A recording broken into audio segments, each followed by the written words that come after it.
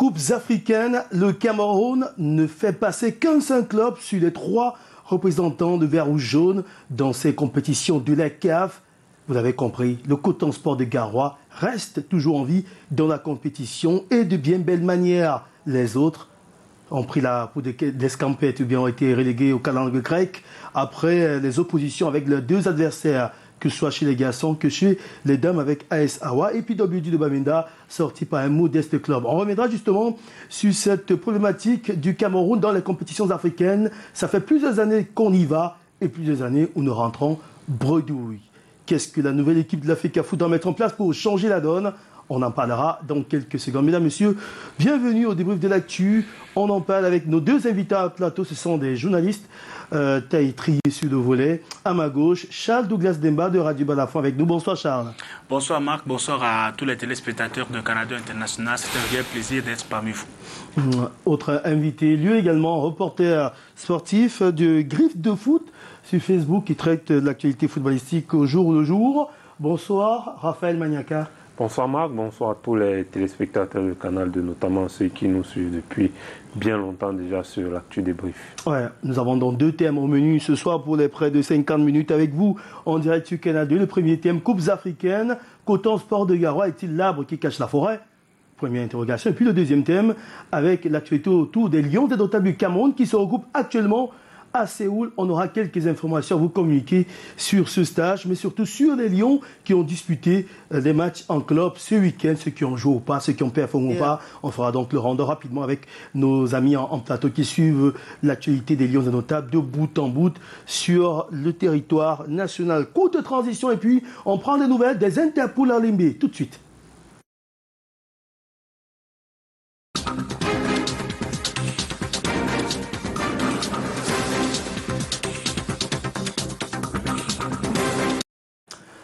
Vous savez, les Interpol édition 2022 se disputent du côté de Limbé pour déterminer les 2 clubs qui vont donc accéder en Elite 2 pour la saison prochaine qui va donc démarrer au mois d'octobre. Alors, du côté de Limbé, aujourd'hui, il y avait donc 2 belles rencontres. On va prendre les résultats enregistrés dans le groupe B du côté de Limbé. Eh bien, Aigle du Mungo et Victoria United donc se hisse en tête de leur groupe grâce à leur très très bon succès. Est-ce qu'on peut regarder justement les résultats rapides de ces Interpol? Voilà, groupe B, les rencontres de ce jour. Victoire de FC Ebolova face à Victoria United, mais insuffisant pour être parmi les 2 premiers du groupe B pour prétendre à des demi-finales croisées, donnant des chances pour accéder donc en Elite 2. Real de Bertois tombe devant Aigle du Mungo qui s'impose donc 1-0.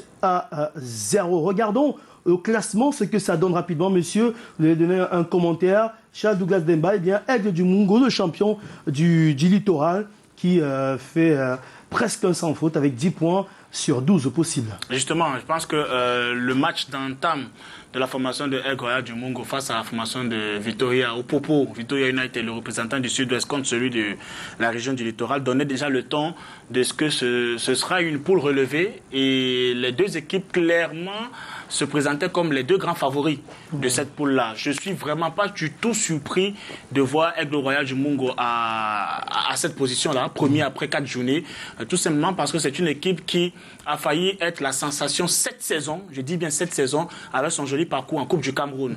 Sorti en quart de finale, voilà, j'ai vu comment elle a réussi à se défaire de Edding, Sport de la Léquier. Bon, même si dans cette rencontre-là, le coach Bonaventure Djonké, à ce moment-là, avait perdu beaucoup de joueurs sous forme de protestation parce qu'ils n'avaient pas reçu les salaires et autres primes relativement à leur parcours au play-off du côté de Garoua. Oui, ils ont sabordé un peu. Voilà, mais Aigle Royal du Mungo, c'est une équipe qui a un effectif et derrière, il y a toute une machine qui a été mise en place par le président, par les natifs même du Mungo. Voyez-vous, lorsque Aigle jouait par exemple la Coupe du Cameroun, arrivé à ce stade des quarts, voire demi-finale, il y avait des artistes, je pense à Prince Yango, qui est venu regarder les rencontres. Donc c'est une équipe qui est dans une bonne dynamique et vraiment je ne suis pas surpris de la voir en tête de ce classement. Et pour moi, je me disais, si on veut avoir, on se jette juste dans la mare, 2 équipes qui vont accéder en Elite 2, je mettrai une pièce sur Aigle du Mungo et Victoria Opopo. Donc vous mettez 2 pièces sur les 2 équipes du groupe B. qui ne vont pas se croiser en demi-finale de ces playoffs, donc qui ont toutes les chances de se retrouver en élite. Surtout pour le Sud-Ouest qui n'a pas de club en élite. C'est quand même assez incroyable, alors que le Sud-Ouest a au moins 5 stades grâce à la Coupe d'Afrique des Nations féminine d'abord, et puis la Coupe d'Afrique des Nations récente. Regardons ce qui se prépare dans le groupe A, puisque ça s'achève également demain en termes des matchs de groupe. Regardons les résultats de dimanche dernier. Vous pouvez donc constater donc dimanche dernier que Hilltop Striker de Bamenda et Koufo FCD Yaoundé avaient fait jeu égal un but partout. NGV Football Academy de Bafoussam, de Tchang plutôt, NGV Football Academy de Tchang, représentant de la région de l'Ouest, est venu à bout de National FC de Garoua.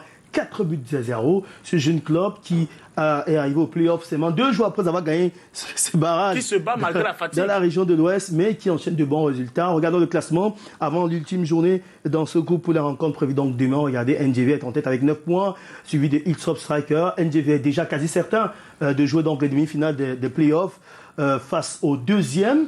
De l'autre côté, ce sera donc face à Victoria United. Ce sera un gros match pour ces demi-finales des playoffs. Puis Hilltop Striker est en course. Koufo FCD Yaoundé également peut y croire à cette deuxième place. Tout comme National FC de Garoua, pourquoi pas, mais s'il faut améliorer le goal average, puisqu'avec 2 points, c'est presque terminé. Rappelons que les rencontres donc, de demain dans le groupe A se jouent donc à 15h, même heure, dans 2 stades. Middle Farm, Koufo FCD Yaoundé contre Olympique de Menganga. Olympique de Menganga qui n'a plus rien à jouer. C'est un arbitre, donc avantage en Koufo FC de Yaoundé. Puis NGV Football Academy contre Hilltop Strikers. Voilà donc pour les enjeux de ces interpoules dans le groupe B. On aura plus d'informations dans nos prochaines éditions. Parlons du thème à présent de ce soir avec le Coton Sport de Garoua qui l'emporte en aller-retour face à son adversaire Matlama de Lesotho. Victoire à l'aller 3 buts à 0. Victoire ici à Garoua hier 1 but à 0 sévi minimum avec un but de Brandon Eno. Alors, Raphaël Maniaka, Coton Sport a bien tenu son rang et va jouer encore contre une autre modeste équipe au dernier tour, avant la phase de groupe, contre un club de Eswatini, Royal Leopard, c'est ça? Royal Leopard FC de l'Eswatini. Bon. Comment jugez-vous les prestations du Coton Sport de Garoua, club toujours aussi sérieux dans la préparation de ces campagnes africaines que les autres? Oui, exactement. Après, ils mettent tous les moyens en œuvre pour pouvoir être à ce niveau. Je pense que lorsqu'on regarde le Coton Sport de Garoua, il y a quand même depuis pas mal de temps une certaine différence avec toutes les autres équipes. Certainement, on reviendra sur le PWG de Bamenda, mais la différence notoire entre Coton et les autres équipes, c'est que à la fin de chaque saison, tout le monde ne part pas à tout vent.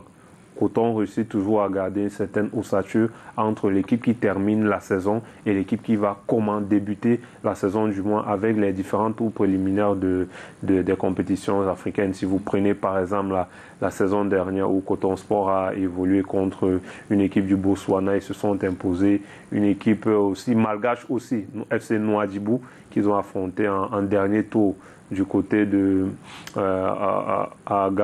ici à Douala et aussi du côté de d'Antananarivo. Donc l'équipe s'est imposée, mais si vous essayez de faire un parallèle entre l'équipe qui a débuté la saison dernière, c'est-à-dire avec les tours préliminaires et cette équipe, vous verrez pratiquement toujours la même ossature entre les joueurs. Vous verrez que hier dans la rencontre finale face à l'équipe de Madlama, vous voyez que vous avez toujours pratiquement les mêmes. Gaban Lambadnan, qui était aussi là contre Nouadhibou, soit Boumarou, Diawal Kaiba, Jean-Éric Moussou, Brandon Eno, qu'on découvrait l'année passée à ce stade-là. Il y a toujours au minimum 5 voire 6 joueurs de la saison précédente ou bien de la campagne précédente qui se retrouvent encore comme des titulaires dans la nouvelle campagne, et ça augure toujours de bien beaux résultats. Du moins ça donne toujours la chance d'avoir une équipe camerounaise en phase de poule des compétitions africaines. Donc je pense qu'aujourd'hui Coton a bien compris l'équipe l'équipe qu'elle est, et qu'elle sait très bien qu'à chaque saison terminée, elle sera la représentant, le flambeau du Cameroun, et ne se doit pas de flancher. Encore qu'elle a toujours ce plafond, ou du moins cette histoire avec les compétitions africaines, où elle a toujours bien et valablement représenter le Cameroun. Et de ce fait, c'est déjà aussi un nom qui compte dans le continent africain. Quand on s'en va affronter Coton Sport de Garoua pour ces équipes qui ont le Matlama, Nouadhibou, c'est comme, en guillemets, nous, quand on peut affronter des équipes du niveau du Zamalek, du Al-Ali. Donc, on se doit de faire preuve de belles figures. Et c'est ce que Coton fait aujourd'hui, d'abord en allant s'imposer en Afrique du Sud et en terminant le job hier à domicile. Alors, le PWD de Bamenda, là, c'est la grosse déception quand même. C'est pas la première fois. PWD enchaîne 2 compétitions africaines après la Ligue des Champions. La saison dernière, la saison passée, elle était toujours sortie en préliminaire. Et là, elle ne passe même pas le premier tour. Battue donc hier par cette équipe malgache, 1-0. LGECO, alors qu'elle avait fait jeu égal ici à Bafoussam. C'est déjà mal barré. Après le match, nous concédait ici à domicile 1 but partout. Quand on sait qu'on n'a pas l'organisation suffisamment professionnelle qu'il faut, je crois que l'idée première qui nous vient à l'esprit lorsqu'on joue ces tours préliminaires, c'est de remporter les matchs à domicile. Malheureusement, on avait déjà vu une équipe dans le contenu, pour avoir discuté avec des confrères, dans le contenu de cette rencontre-là, PWD n'était pas autant dominateur qu'il fallait l'être pour essayer de se mettre à l'abri avant le match retour, sachant que le match retour allait être à l'extérieur avec tout ce que cela comporte très souvent comme tracasserie, comme parfois manque de fair play de la part des adversaires. Le football africain a ceci de particulier que lorsque on veut déjà jouer un match à élimination directe et que c'est vous qui recevez à la maison, il y a souvent des petits coups bas qui sont faits ça et là, d'autant plus que vous arrivez, parfois c'est des rencontres qui ne sont pas toutes suivi par le grand public, on a un tout préliminaire, donc parfois c'est pas souvent très diffusé. Et je me dis que PWD a sa place. Le changement d'entraîneur peut également expliquer cette contre-performance, parce que David Pago avait quand même réussi à bâtir un groupe assez solide, un groupe qui pouvait avoir des résultats. C'est aussi ça. Vous allez voir que, à la différence de Coton Sport de Garoua, à Coton il y a une stabilité. On essaye de chercher une certaine stabilité, mais dans les autres clubs, systématiquement, après le premier couac, on ne cherche pas vraiment à comprendre ce qui n'a pas marché. Non, directement, il faut changer l'entraîneur, il faut remplacer les joueurs. Vous rendez compte que les joueurs qui ont terminé la saison, qui ont amené l'équipe à ce stade de la compétition ou de performance, si vous partez regarder le 11 de départ, c'est presque différent à 5. Ouais, pour PWD, quelques joueurs ont quand même quitté le bateau voilà. La saison dernière. Pas quelques, j'aimerais dire en adoubant ce que Charles a dit, en expliquant un peu mieux en termes de chiffres, c'est que lorsque vous regardez l'équipe de PWD de Bamenda qui termine la saison malheureusement sur une défaite à peine entrée dans la Coupe du Cameroun face à AS Real de Bertois, qui s'était imposé face à PWD. L'équipe qui joue le match retour hier face à LGECO, il y a pratiquement 7 nouveaux joueurs qui sont dans l'équipe. Si vous ajoutez le gardien qui était au banc de touche la saison dernière, ça fait pratiquement 8 nouveaux joueurs. Donc vous n'avez 3 joueurs anciens qui étaient là. Et comme Charles le disait, il y a cette problématique-là de ne pas rester dans une certaine stabilité. Vous ne pouvez pas vous ne pouvez ne pas sécuriser l'entraîneur qui vous a donné tour à tour un titre de champion, une Coupe du Cameroun, le laisser partir alors que sachant que vous avez une échéance. Projet. Parce que PWD de Bamenda, qu'on le veuille ou pas aujourd'hui, c'est devenu une équipe qui compte. Parce qu'en 3 années, remporter Coupe et championnat, ça dresse quand même une équipe qui avait une certaine stabilité et c'était du fait de l'entraîneur. Et ils ont perdu. Et il y a aussi ce problème de changement, de bouleversement complet de l'effectif. Vous ne pouvez pas, dans une même intersaison, perdre l'entraîneur qui avait déjà, comme Charles l'a dit, une certaine stabilité. Vous perdez l'une de vos pépites, ou bien votre joueur, Shem Eben Merge, qui va à Lyon Sport, qui va chez le frère. Sans explication, il n'y a pas d'explication. Voilà, qui vous a mis 3 buts, 9 passes décisives durant la saison. Vous perdez l'un de vos hommes forts en attaque, Chawa Léger, qui a signé du côté de l'Union Douala. Et vous les remplacez par des joueurs qui, malheureusement, souvent, n'ont pas le standing des ambitions que vous voulez mettre sur pied. Je pense que c'est globalement ça la différence entre ce que Coton Sport fait, que lorsque même ils perdent les joueurs, Parce qu'aujourd'hui, quand on n'a plus certainement la puissance financière d'aller chercher les joueurs hors des frontières, ce qu'ils faisaient très bien avant, mais ce qu'ils font aujourd'hui, c'est que même en perdant le noyau dur de leur effectif, ils recrutent le meilleur cru local. Par exemple, hier, ou bien sûr les deux rencontres approximatives, le Niger, voisinant. Vous prenez hier, par exemple, vous avez dans l'effectif, vous avez perdu, par exemple, en attaque, Tombi Alemi, mais vous le remplacez par qui? Jean-Emmanuel Chamjou. Vous perdez Ngoni Ali qui est absent. Vous le remplacez par qui? Bao Enoch, toujours des dignes. Donc, c'est des joueurs clés dans les effectifs où ils viennent. Donc, vous vous rendez compte que, et vous ajoutez à cela la formation. Eno Brandon, Jawal Kaiba, Ramsès Donfak également. Ramsès Donfak, bon, pour le moment, qui a des soucis administratifs. Voilà.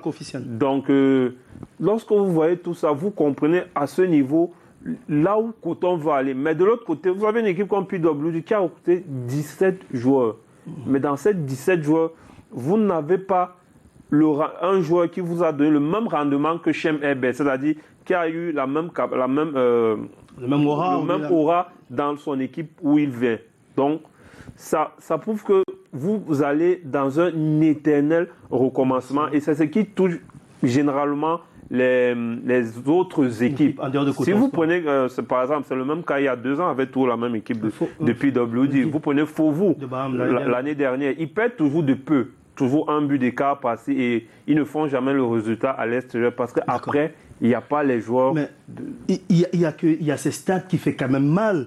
Ça fait 20 ans que seul Coton Sport de Garoua est allé en phase de groupe d'une compétition africaine. En dehors de Coton Sport, quand notre club n'a réussi à passer les préliminaires pour aller en phase de groupe, ça fait quand même beaucoup, non, Charles? Est-ce que ça ne doit pas interpeller l'exécutif actuel de la fédération pour que, comme c'est le credo, que le Cameroun retrouve ses lettres de noblesse, c'est bien que le Cameroun retrouve cette place dans le concert des clubs africains. Coton Sport seul ne va pas y arriver, puisque pour l'instant, on n'a toujours pas récupéré nos 4 places en compétition africaine. Ça traîne parce que Coton Sport est le seul à mener le combat dans les hautes sphères. Alors, qu'est-ce qu'il faut faire? Les 4 places, c'est pas comme si on nous les a retirées comme une sanction. On a perdu. Juste pour dire que sur la question, la Fédération camerounaise de football a très vite compris où était le problème. Regardez simplement le cahier de charges qu'on demande au club de remplir pour cette saison. Lorsque vous prenez ce cahier de charges-là et vous le calquez à l'organisation du projet Coton Sport, je dis bien l'organisation du projet Coton Sport. Je ne parle pas uniquement de l'équipe technique, entraîneur, joueur, non, de l'organisation de Coton Sport de Garoua avec des équipes jeunes. Exactement. Ça veut dire que la fédération a compris qu'il faut une formation à la base. Il faut revoir exactement où est-ce que ça cloche. Structurer les clubs? Autrement dit, il faut un projet. Autrement dit, il faut un projet. Tant que les autres équipes ne vont pas penser football, projet, on ne va pas avoir les résultats. Parce que Coton Sport de Garoua a pensé football projet. Je vais prendre un exemple simple. Il y a quelques années, Coton Sport de Garoua faisait 0 sur 6 en phase de poule. Oui, il y a quoi? Avec Minkre Obiwe, il y a 5 ans. Voilà. 5 ans, 4 ans. Je crois en Ligue des Champions. En Ligue des Champions. Il y avait déjà quelques joueurs qui aujourd'hui sont à l'équipe première qui faisaient des entrées. On préparait déjà ces saisons-ci. Et aujourd'hui, lorsque vous voyez comment Coton Sport de Garoua évolue et met les pièces, c'est une équipe qui ne veut plus uniquement jouer la phase de poule pour être figurant. C'est une équipe qui veut aller loin. Pourquoi? Parce que derrière, il y a un projet. Quand il y a un projet, ça se voit directement sur les choix. Le choix de l'entraîneur, le choix même des joueurs qu'on recrute. Je vais également prendre un autre exemple. Il y a une équipe qui est en train de comprendre, ou bien qui a compris, c'est Union de Douala, avec d'abord le maintien de son entraîneur sur place, Omarou Sokba. Et lorsque vous regardez les recrutements de Union de Douala, c'est ciblé. C'est des recrutements. Ce n'est plus des recrutements, comment on appelle ça? À l'aveugle. Non, lui, il dit souvent recrutement des joueurs venant avec la godasse, avec 3 bouteilles d'eau et tout ça là. Ce n'est plus le recrutement du quartier. C'est un autre élément également qu'il faut voir dans le sérieux des clubs. Comment une saison vient de s'achever? La saison d'après, on est à l'intersaison. Pour la rentrée sportive, le club fait un communiqué et met sur les réseaux sociaux pour dire ceux qui veulent jouer dans notre club, retrouvons-nous au stade Omnisport, retrouvons-nous. Non, je pense que tant qu'on va continuer, et malheureusement c'est ça. La fédération a compris, la fédération exige désormais qu'il y ait un cahier des charges qui soit respecté. Espérons que ce cahier des charges-là, s'il est respecté à minima à 60%, ça va commencer à poser les bases de ce qu'il faut faire pour que Coton Sport ne soit plus esselé en compétition africaine. Au-delà de ce que Charles dit, moi je pense que même que ce soit la force de la fédération, Coton sera tout esselé parce que c'est pas Coton, le club qui fait ce qu'ils font, c'est parce qu'il y a un organe bien en place.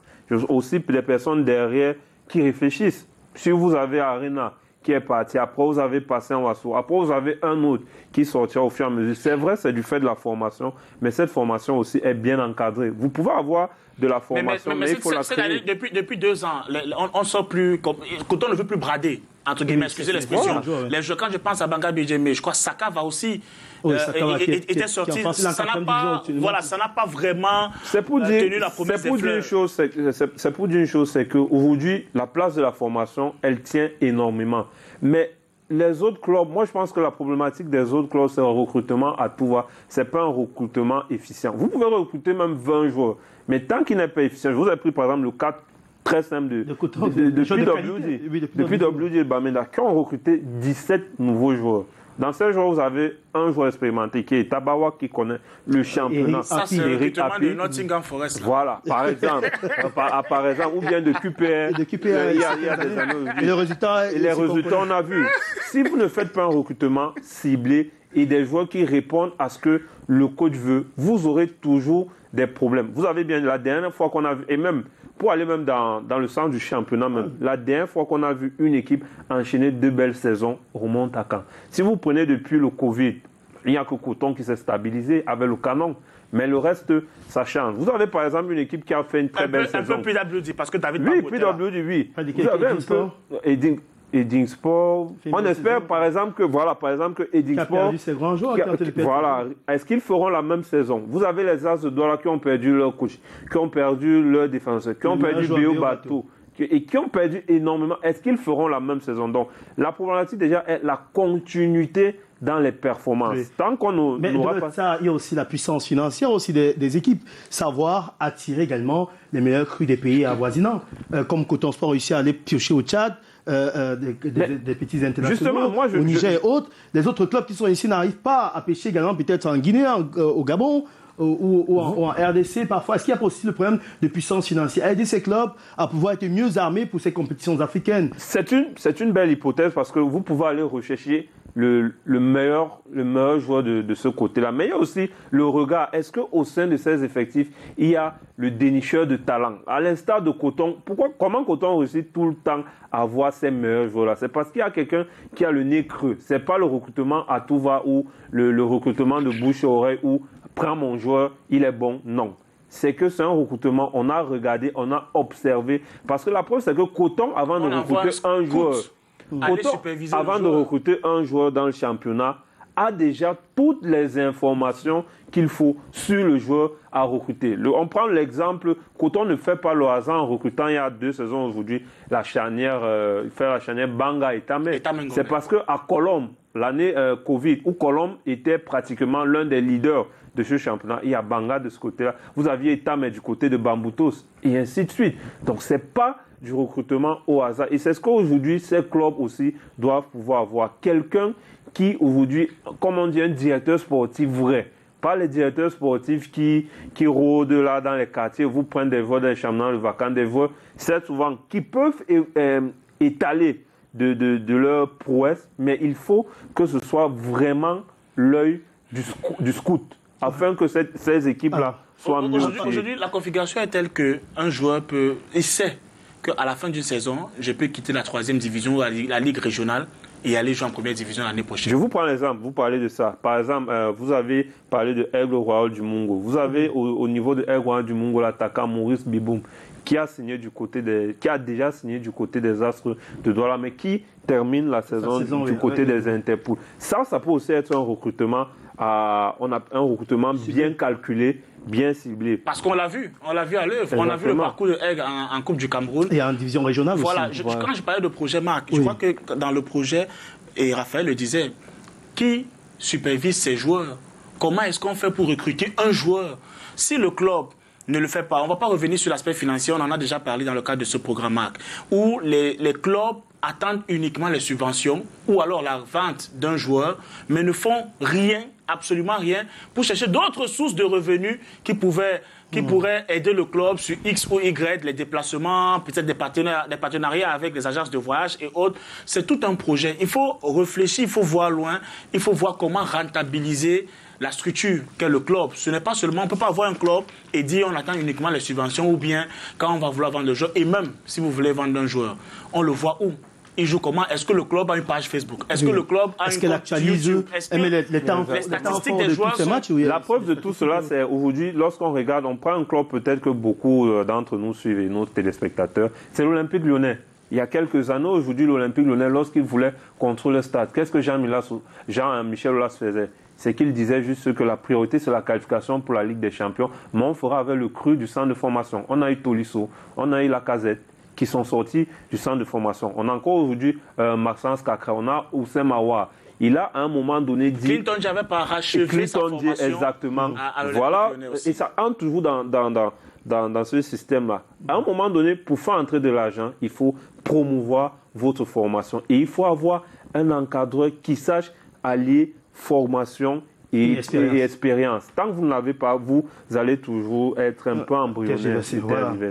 C'est ce qu'on pouvait dire donc pour ce premier... Écoutons le fait bien. Hein. Voilà. Il n'est plus performant, mais Kamilou Daoud est toujours sur le banc de touche. Oui, toujours sur le banc. Rien que ses conseils, rien que le fait de s'entraîner tous les jours avec ces jeunes garçons qui sortent du centre de formation, c'est une riche et grosse expérience qu'il leur transmet. Allez, c'est ce qu'on pouvait donc dire pour le premier thème. On marque une courte pause et puis on entre dans le second thème avec l'actualité au sein des Lions Indomptables du Cameroun. On a quelques infos venant de Séoul. A tout de suite.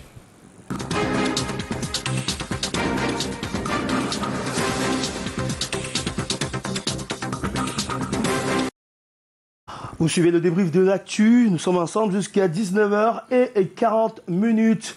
Alors, on a quand même des infos autour donc, du camp de base des Lions Indomptables du Cameroun, du côté de la Corée du Sud, à Séoul précisément. Regardez ces images.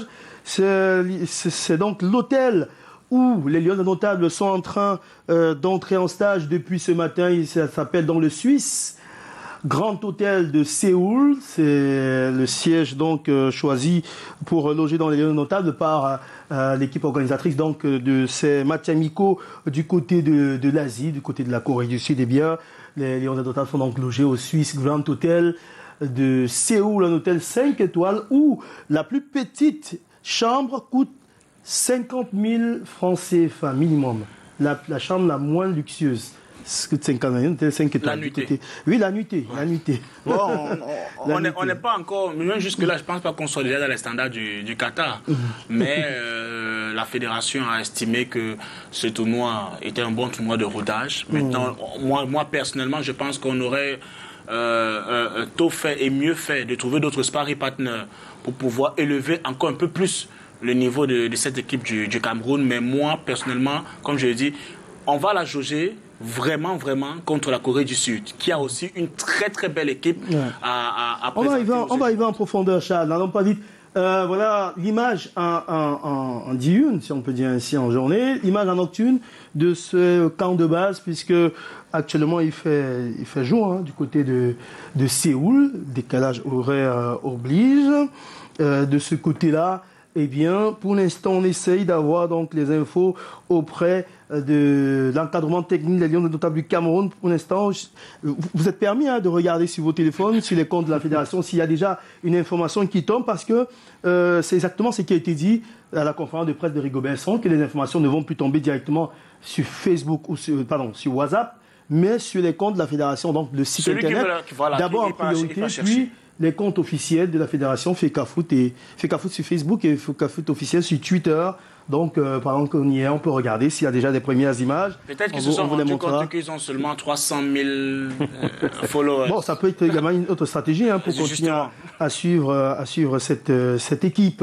Alors, on avait donc vu le camp de base, l'hôtel suisse Grand Hôtel de Séoul. Parlons des prestations des Lions Indomptables ce week-end en club. On parle des 26 joueurs qui ont été donc sélectionnés par Rigobert Song il y a quelques jours seulement. Commençons par les gardiens de but, monsieur. Eh bien, André Onana, toujours pas de minutes officielles dans le championnat italien. Toujours pas de premier pas pour lui en Série A, alors qu'on joue la 7e journée et que l'Udinese est venu à bout grandement de l'Inter de Milan, même si Andro Onana, justement, est pour l'instant le gardien qui a le plus d'arrêt en Ligue des Champions après 2 journées disputées. Raphaël Maniaca, ce contraste-là, il brille en Ligue des Champions mais ne joue toujours pas en championnat. Qu'est-ce qui se passe avec le cas André Onana à l'Inter de Milan pour que les téléspectateurs comprennent très bien sa situation? Bon, déjà, je pense que lui-même, depuis le départ, connaît très bien la situation. Je pense que Simone Inzaghi, à l'entame de la saison, notamment avant la rencontre amicale contre l'Olympique Lyonnais, avait déjà quand même distillé un certain nombre d'informations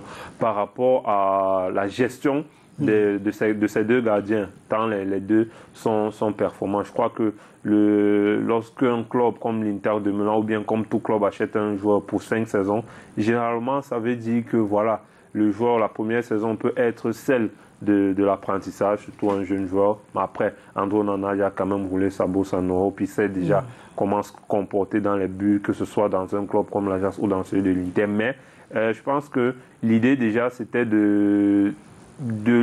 qu'il commence à s'imprégner de l'Inter Milan sur cette première saison. Et je pense que même l'entraîneur peut-être aujourd'hui ne s'attendait pas à ce qu'André réalise de telles performances. Et surtout, il le disait qu'à l'entraînement, il voit un André Onana assez déterminé et bien dans ses beaux dons. Raison pour laquelle certainement il décide de faire ce panachat entre Handanovic en championnat et André Onana en Ligue des Champions. Mais on sait très bien que ce type de choix n'a jamais véritablement porté à ses fruits. On se souvient de Ter Stegen et Claudio Bravo, au Paris Saint-Germain de Kevin Trapp et Gianluigi Buffon.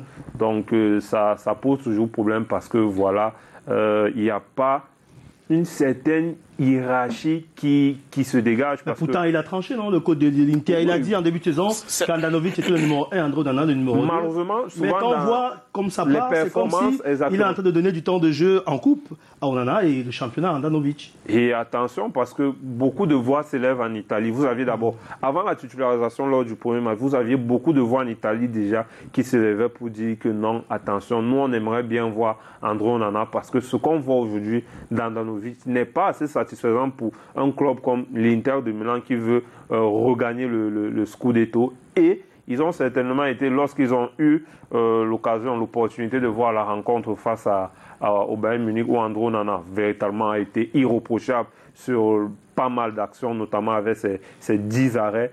Ils ont certainement compris que voilà, ils ont en leur sein un numéro 2 qui peut être plus qu'un numéro 2. Et encore ce week-end, avec la défaite de l'Inter, 3 buts à 1 face à l'Udinese, il va sans dire que beaucoup de choses les lignes vont certainement être encore un peu plus supprimées pour Handanovic durant cette intersaison. Mais pour le moment, Inzaghi l'a dit, c'est Handanovic le numéro 1. Donc c'est lui qui jouera en Série A et André Onana certainement. D'accord, donc 180 minutes de jeu pour André Onana en Ligue des Champions, aucune minute en Série A italienne. Là, le compte est bon. Donc, ce week-end, l'Udinese a battu l'Inter, 3 buts à 1. Dans le championnat, André Onana est resté sur le banc de touche. Parlons de Davis Epassi rapidement. Le gardien de 29 ans qui évolue à Abba Club dans le championnat d'Arabie Saoudite.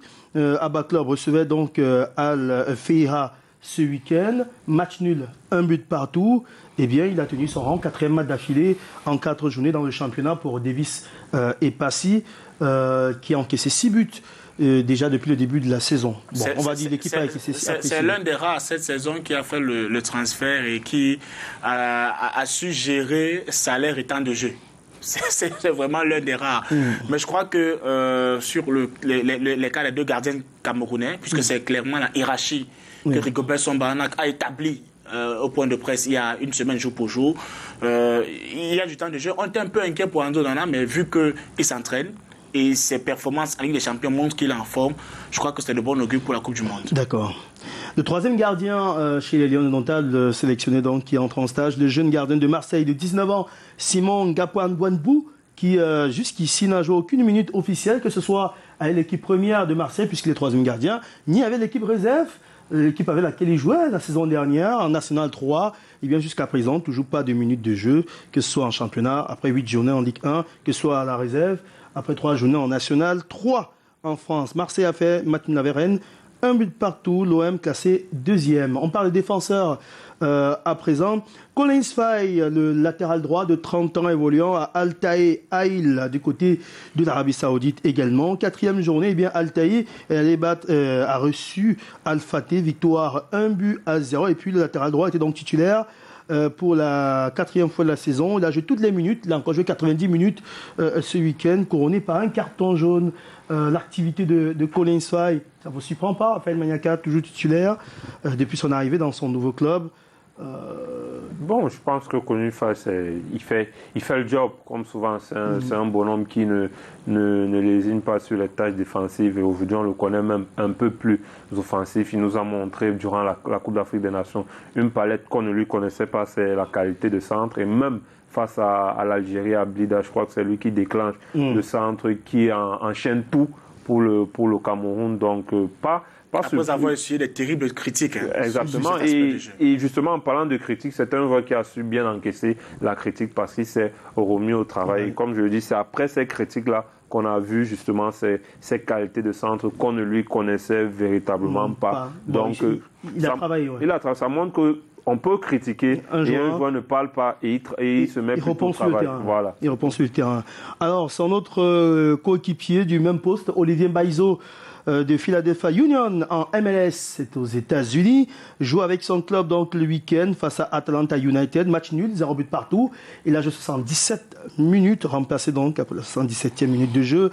On rappelle que Mbaizo a joué la moitié des matchs de son club, 1217 minutes de jeu, 18 matchs joués sur les 32 journées déjà dans le championnat MLS aux États-Unis. Il a marqué un but cette saison pour Abel. Souvent, je ne sais pas son club, mais peut-être c'est les conditions dans lesquelles il entre en cours de jeu, mais il est utilisé chez les Lions indomptables qui ne favorise pas souvent son éclosion. Mais sinon, c'est un joueur qui, au poste de latéral droit, ne l'attendait pas à être très offensif. Ou alors mais pourtant, ces derniers temps, dans son club, il a commencé à être offensif. Peut-être parce que la critique... Jouer en club et en sélection, jouer en club et en sélection, surtout l'équipe nationale du Cameroun, c'est deux choses différentes. Vraiment, c'est deux choses différentes. Et croyez-moi, c'est le minimum. On veut dans son cas, faire le moins d'erreurs. Aussi. Parce que si un club, Mbaizo commence déjà à monter, fait des dribbles, fait des centres et marquer, ça veut dire que peut-être en équipe nationale, les critiques à son endroit, l'équipe nationale, ce que Charles Douglas veut dire, c'est qu'au-delà des critiques, il y a aussi peut-être le poids du maillot que vous portez lorsque vous entrez aussi. Vous savez, lorsque vous êtes attendu avec les Lions indomptables du Cameroun, même en club ou dans n'importe quelle sélection, vous avez cette petite pression. Et lorsque vous n'arrivez pas à rejeter cette forme de pression-là, il est difficile pour vous de faire ce que vous savez le mieux faire au quotidien. Le public des Lions est hyper exigeant. Prenez le cas d'un jeune joueur comme Christophe Owoki qui a eu 21 ans. On va arriver sur son cas. On va arriver sur son cas. Parlons de Enzo Ebossel, le latéral gauche de Udinese, qui a donc battu l'Inter de Milan ce week-end, 3-1. Eh bien, il est entré en jeu à la 80e minute. Il a pris part aux 10 dernières minutes de la rencontre. Il a donc assisté à la victoire, puisque lorsqu'il entre, le score, si je ne me trompe pas, était encore de 1 but partout. Il entre et puis la situation s'est décante avec victoire 3-1 de l'Udinese. Eh bien, Enzo Ebossel a joué 10 minutes ce week-end, mais en tout, 161 minutes de jeu, 5 matchs joués, une seule titularisation en 7 journées de Série A italienne. Parlons de Nuhu Tolo à présent, qui ce week-end a joué 71 minutes avec son club de Seattle Sounders sur la pelouse de Whitecaps, défaite de Seattle 1-2. Eh bien, il a joué 71 minutes, on l'a dit. La saison n'est pas bonne pour Seattle. La plupart des joueurs sont encore dans le Seattle Sounders est 10e, vous faites bien de le dire. Ils sont encore sur le nuage de la conférence Est. Voilà, de la dernière saison. Le club de Mbaizo est leader de cette conférence Est. Voilà. Alors que le club de Nuhu Tolo est carrément 10e de ce championnat. Ils sortent d'une saison où ils ont presque tout remporté. Ils ont presque tout gagné cette année. Voilà, ça a du mal à passer. C'est un peu compliqué. La charge émotionnelle est encore là. Ouais, on rappelle que 2324 minutes de temps de jeu en 28 rencontres, 26 titularisations pour Nuhu Tolo. On rappelle qu'aux États-Unis, on joue sur l'année civile. Donc là, on est en 2022, c'est le stade de 2022. Darlene Yongwa, latéral gauche de Lorient, qui n'a toujours pas joué ce week-end encore. Il était sur le banc de touche. Il a regardé ses coéquipiers s'imposer à Auxerre. 3-1. Seulement 38 minutes de jeu cette saison pour Dalian Yongwa. Lorient marche fort. Avec Lorient en 2 matchs joués, aucune titularisation en 8 journées. Lorient est 3e de Ligue 1, mais notre latéral gauche n'a pas encore réussi à tirer son épingle du jeu. On dit souvent qu'on est champion qui gagne, donc il paye les frais et la prestation de son adversaire au poste. Bien sûr, après, son adversaire au poste est un joueur expérimenté. Mais bon, on ne doute pas des capacités de Dalian Yongwa à pouvoir se sublimer lorsqu'il aura du temps à jouer. Mais je pense que c'est un recrutement aussi de ce côté-là d'avenir. On sait très bien que Lorient et les joueurs camerounais ont une très belle histoire. Vincent Aboubakar, Benjamin Moukandjo, Franklin Wadja. Au moins, il arrive frais en stage. Si on peut dire. C'est pas comme au Cameroun qui l'a deux régional pour la première division. C'est une réelle progression que lui, il a eue, qui est en Niort. Je crois Niort, en Ligue 2, pour Lorient en Ligue 1, ça montre qu'il a du potentiel et c'est un joueur d'avenir sur qui on peut compter. Jean-Charles Casté, on parle de Jean-Charles Casté, toi, président de défenseur central, titulaire chez les Lions notables du Cameroun, titulaire avec Lens. Avec Nantes, ce week-end, face à Lens, match nul 0 but partout. Il a joué l'intégralité de la rencontre. C'était son 7e match en 8 journées de Ligue 1. 606 minutes de temps de jeu. Voilà, il n'y a pas d'inquiétude. Il a joué un match sur les 2 rencontres d'Europa League avec Nantes. Il a joué 90 minutes en Europa League en milieu de semaine. La déroute à Karabakh, en Azerbaïdjan, bien sûr. Christopher Wo, le défenseur du Rennes, attend toujours son heure, lui qui n'a toujours pas joué. Même ce week-end, lors du match nul entre l'OM et Rennes, resté sur le banc de touche, il n'a joué que 3 minutes. C'était avec Lens en début de saison pour Christopher Wo, qui arrive également frais en stage. Omar Gonzalez, lui, quelques inquiétudes pour Omar Gonzalez. Raphaël Mayaka, vous avez des infos sur le défenseur d'Ajaccio qui est sorti en coup de jeu à la 54e minute, touché à un pied. On dit qu'il risque de manquer de stage à Séoul. C'est pas la première fois que ça lui arrive. Il avait déjà été convoqué, je crois, en fin de saison dernière. Et il était sorti par une blessure qui l'avait empêché de venir au coupement de juin. Oui, c'est vrai, mais cette fois-ci, il y a quand même une nette différence. C'est que le joueur, pour l'avoir interrogé justement après la rencontre, il a effectivement dit que c'était rien de grave, c'était juste un bobo, une fatigue musculaire, mais rien l'empêchant de pouvoir être à Séoul. Voilà. D'accord. C'est un peu étrange, vu qu'il a fait un tour au Cameroun, comment il peut être aussi fragile.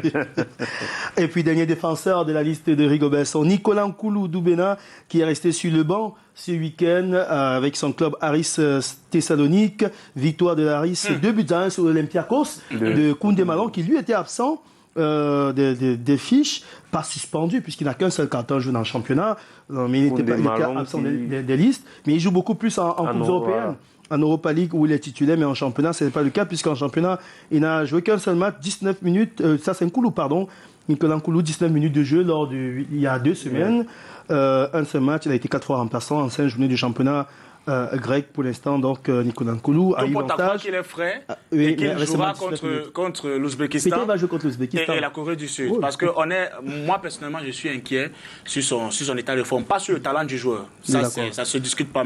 Mais sur l'état de forme du joueur, ce serait bien qu'on ait des points rassurants, qu'on le voit en jambes, qu'on voit comment on a créé une liaison qu'on a créé une alchimie entre lui et l'autre défenseur central qui aura la chance d'être titulaire à ses côtés. Si éventuellement il vient avec le statut de titulaire. D'accord.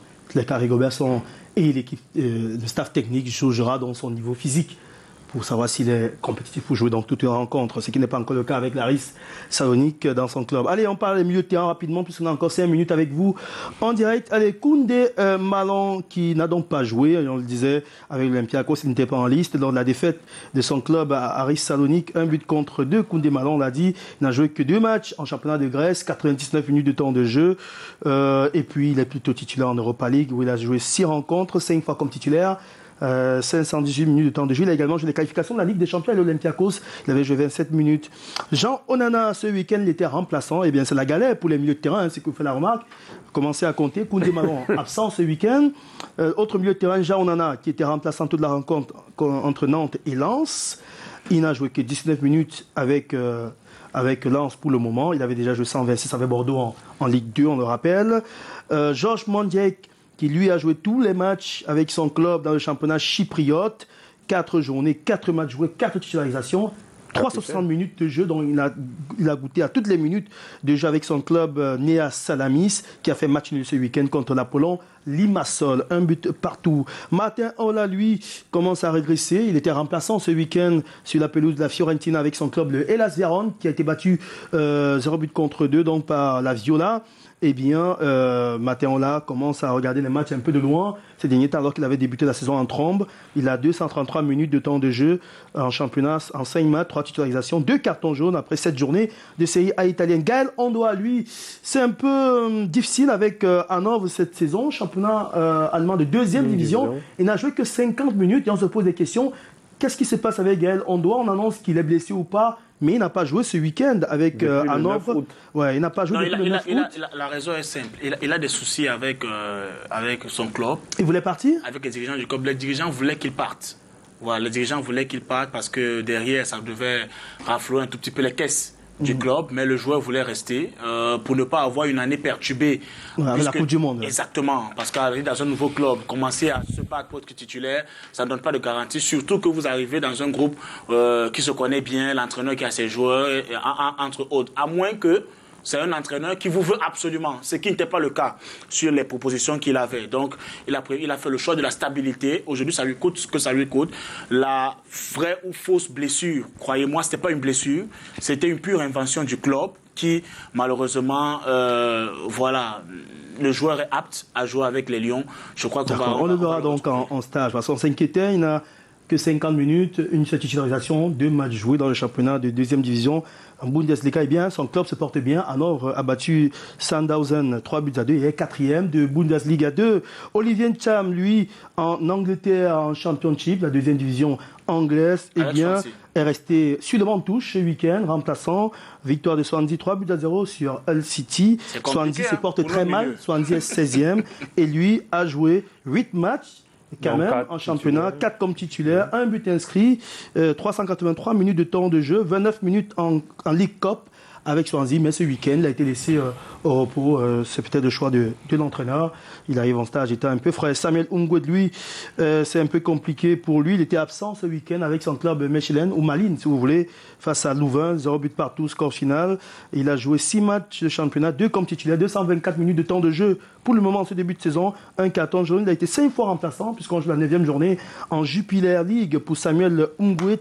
Voilà pour les milieux de terrain. Vous avez pu remarquer qu'en dehors de Mandjek, qui a fait carton plein, c'est compliqué pour nos milieux de terrain en termes de temps de jeu. Et ceux qui jouent comme les Zambo, les Lamkel, ouais, ils sont pas dans la liste. Ont été laissés. Bon, on finit rapidement avec les attaquants puisqu'on n'a que, je crois, encore 1 minute. On va juste dire que le seul attaquant qui a brillé dans la liste de Song ce week-end, c'est Georges Kevin Koudou, qui a marqué avec le Beşiktaş Istanbul ce week-end. Est-ce qu'il peut enfin bousculer les lignes aussi? Je ne suis pas dans la liste des 26. Je suis pas dans la liste des 26. D'accord.